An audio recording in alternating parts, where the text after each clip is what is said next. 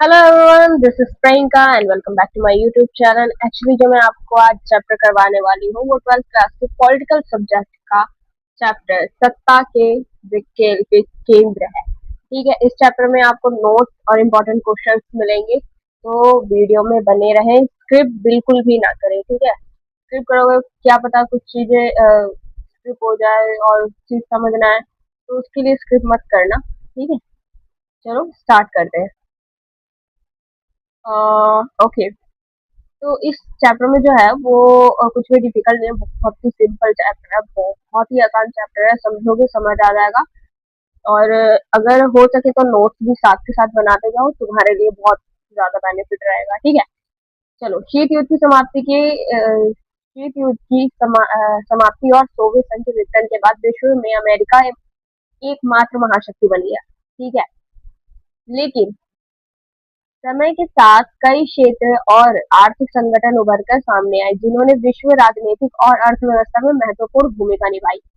इन्हें सत्ता के वैकल्पिक केंद्र कहते हैं। ठीक है, आ जाओ नेक्स्ट टॉपिक पे। सत्ता के वैकल्पिक केंद्र का अर्थ क्या है? क्वेश्चन अगर ऐसे आ जाता तो आप इसको आंसर ऐसे लिख सकते हो: वह देश, संगठन या समूह जो विश्व राजनीतिक, अर्थव्यवस्था और सुरक्षा के क्षेत्र में प्रभाव डालते हैं तथा किसी एक महाशक्ति के प्रभुत्व को चुनौती देते हैं, सत्ता के वैकल्पिक केंद्र कहलाते हैं। ठीक है, यूरोपीय संघ।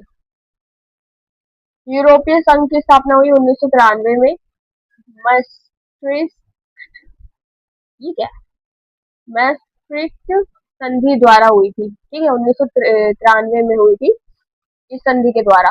मुख्यालय है कहाँ पे? ब्रुसेल में। वहाँ पे जगह है एक, वहां पर है मुख्यालय। ठीक है, उद्देश्य आर्थिक एवं राजनीतिक सहयोग बढ़ाना था। ठीक है, बढ़ाना और सदस्य देशों के बीच शांति स्थापित करना, साझा बाजार का निर्माण करना। मुख्य विशेषता इसकी ये थी कि साझा मुद्रा यूरो। ठीक है, विशेषता मतलब विशेषता मुद्रा जो थी वो यूरो थी।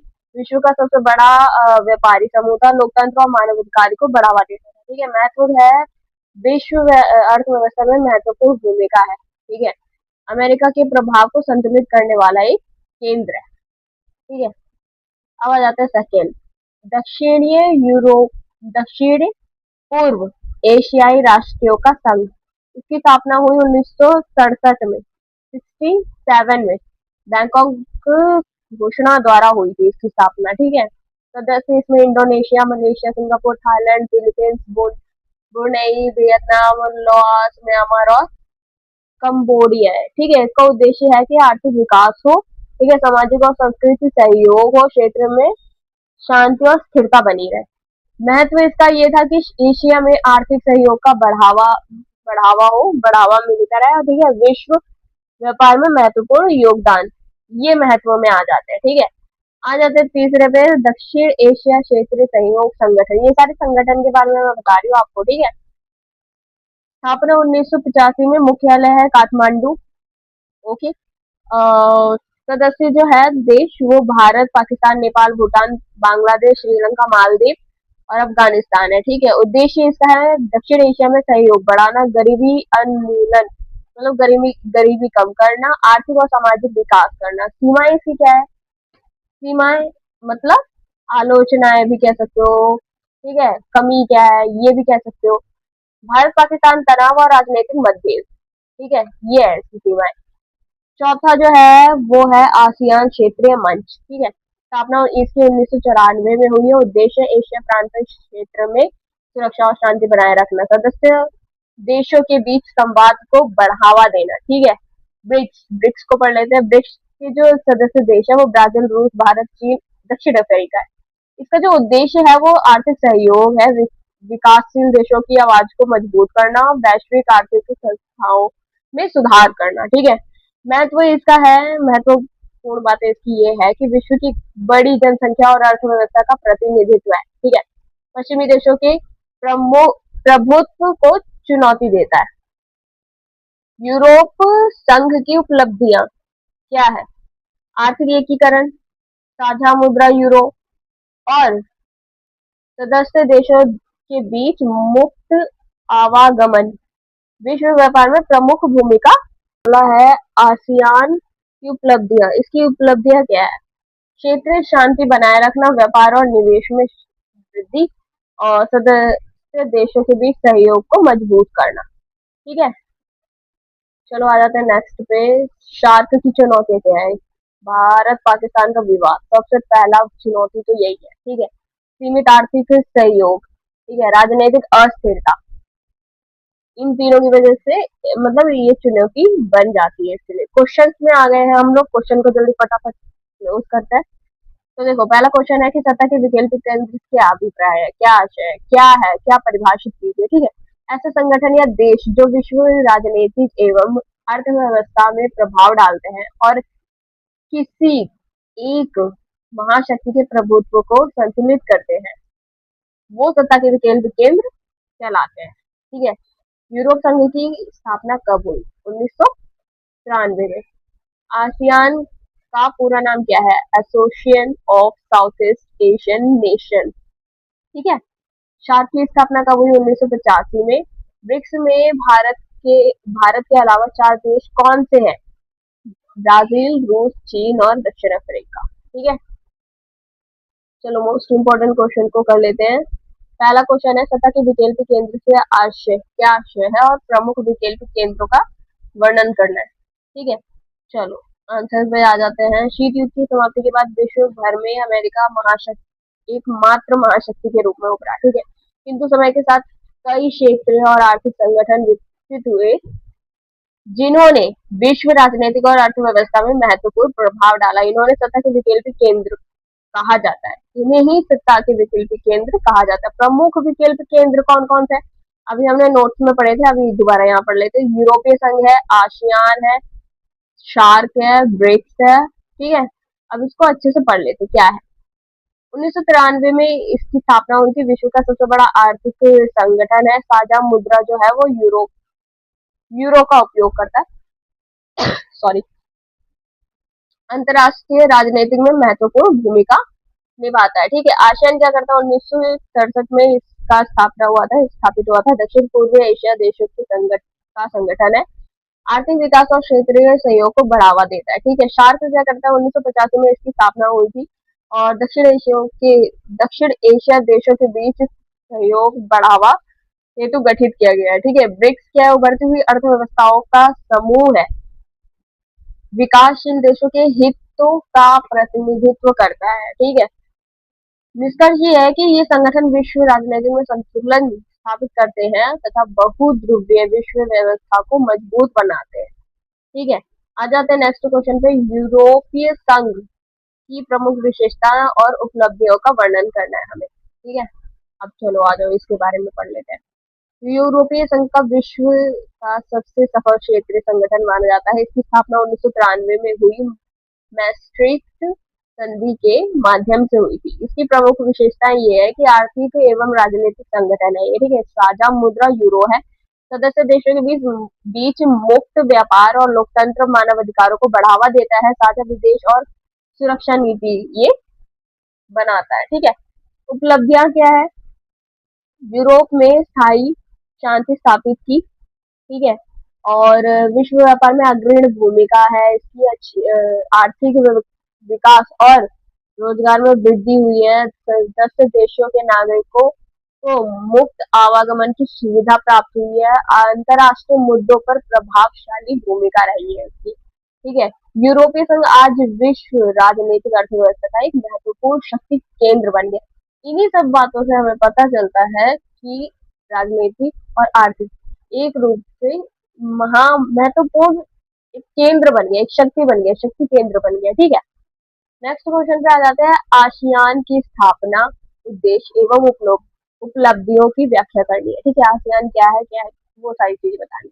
आसियान की स्थापना 1967 में बैंकॉक में घोषणा के तहत हुई थी।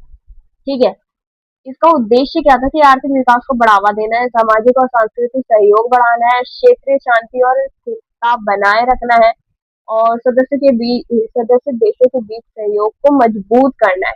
ठीक है, ये इसका उद्देश्य था। उपलब्धियां क्या थी? कि दक्षिण यूरोप एशिया में शांति बनाए रखने में सफलता प्राप्त हुई। ठीक है, उपलब्धियां क्या हुई? और व्यापार और निवेश में वृद्धि हुई, और क्षेत्रीय आर्थिक सहयोग को बढ़ावा मिला। ठीक है, विश्व अर्थव्यवस्था में महत्वपूर्ण स्थान प्राप्त किया। ठीक है, इसकी ये उपलब्धियां रही है। ठीक है, उपलब्धियां हैं ये। ठीक है, निष्कर्ष देख लेते हैं। आसियान क्षेत्र सहयोग का सफल उदाहरण है, जिसने अपने सदस्य देशों के विकास में महत्वपूर्ण योगदान दिया। ठीक है, इसको अच्छे से पढ़ लेना, ये इम्पोर्टेंट क्वेश्चन है। ठीक है, कुछ भी आ सकता है इसमें से। शार्क के उद्देश्य, उपलब्धि और चुनौतियों का वर्णन करना है इस क्वेश्चन में। नेक्स्ट क्वेश्चन है, शार्क के उद्देश्य, उपलब्धियां और चुनौतियों का वर्णन करना है। शार्क की स्थापना आप जानते हैं 1985 में दक्षिण एशिया देशों के बीच सहयोग बढ़ाने के लिए की गई थी। ठीक है, उद्देश्य इसके है कि क्षेत्रीय सहयोग को बढ़ावा देना था, गरीबी उन्मूलन और आर्थिक एवं सामाजिक विकास इसका उद्देश्य, और विज्ञान, तकनीक और शिक्षा के क्षेत्र में सहयोग करना, इसका ये उद्देश्य था। उपलब्धियां क्या हुई इसको प्राप्त?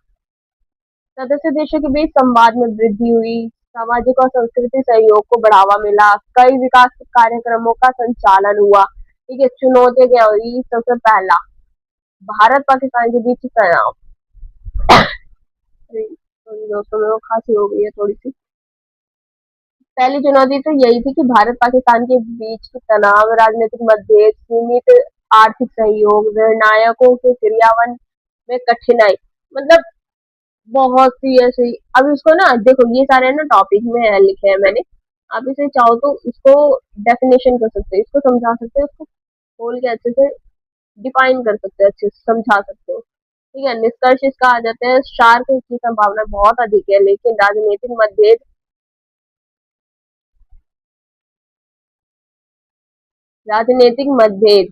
ठीक है, इसकी प्राकृतिक में बाधा बने हुए, प्रगति में बाधा बने हुए।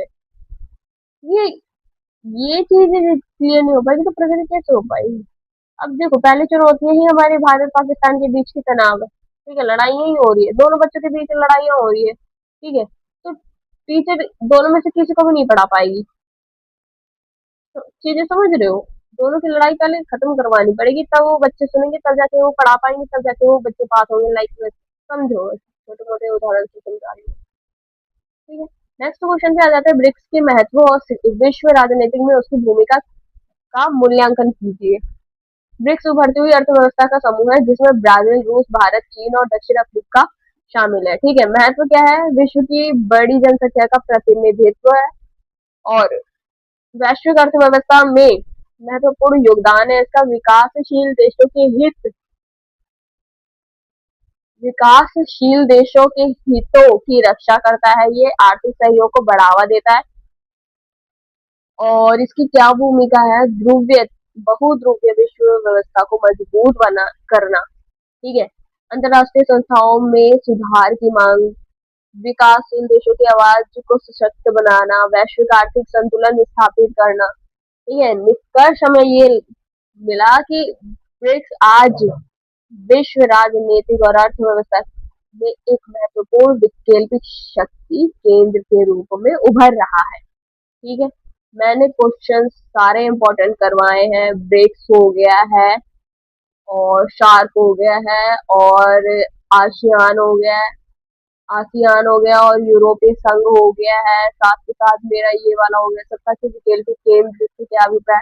इस चैप्टर के मोस्टली मैंने इंपॉर्टेंट क्वेश्चन करवा दिए। ठीक है, अब आपका काम क्या है? आपको नोट डाउन करना है और इसे पढ़ना है, रीड आउट करना है। ठीक है, वो काम आप लोगों को करना है। ठीक है, तब तक के लिए मिलते हैं नेक्स्ट वीडियो में। Be healthy, sorry, be happy, stay safe, stay healthy. मिलते हैं नेक्स्ट वीडियो में, तब तक के लिए बाय।